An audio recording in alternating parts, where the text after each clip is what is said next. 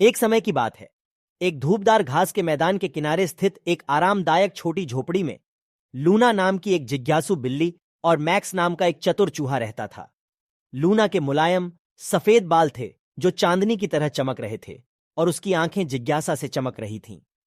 दूसरी ओर मैक्स तेज बुद्धि वाला और आंखों में चमक रखने वाला एक छोटा चूहा था। लूना और मैक्स पड़ोसी थे, लेकिन वास्तव में उनमें कभी मेल नहीं हुआ।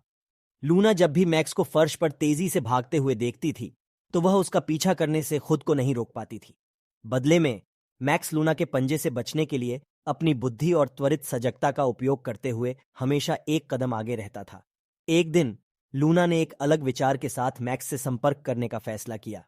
मैक्स, लूना ने अपनी मूछें हिलाते हुए कहा, क्या होगा अगर हम एक दूसरे का पीछा करना बंद कर दें और दोस्त बन जाएं? प्रस्ताव से आश्चर्यचकित होकर मैक्स रुक गया। दोस्तों, आप कहते हैं, लेकिन हम बहुत अलग हैं। लूना ने सिर हिलाया। हाँ, हम हैं, लेकिन क्या यही इसे दिलचस्प नहीं बनाता है? हम एक दूसरे से बहुत कुछ सीख सकते हैं। मैक्स ने एक पल के लिए इस पर विचार किया और फिर सहमत हो गया। ठीक है लूना, चलो इसे आजमाएं। उस दिन से लूना और मैक्स ने अपना समय एक साथ बिताया। घास के मैदान और जंगल की खोज की, कहानियां और हंसी साझा की।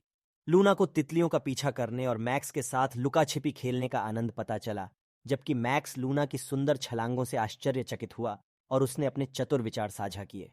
एक धूप भरी सुबह लूना और मैक्स को घास के मैदान के एक छिपे हुए कोने में एक पुरानी धूल भरी किताब मिली। ये पहेलियों और पहेलियों की किताब थी। लूना की आंखें चमक उठीं।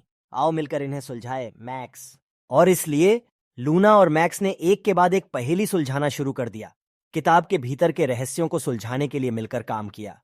लूना की जिज्ञासा और मैक्स की चतुराई एकदम मेल साबित हुई। जब उन्हें सही उत्तर मिले तो वे हंसे और चुनौतियों का सामना करने पर एक दूसरे का उत्साहवर्धन किया। जैसे जैसे समय बीतता गया, लूना और मैक्स की दोस्ती मजबूत होती गई और वे घास के मैदान में सबसे असंभावित लेकिन अद्भुत जोड़ी के रूप में जाने जाने लगे।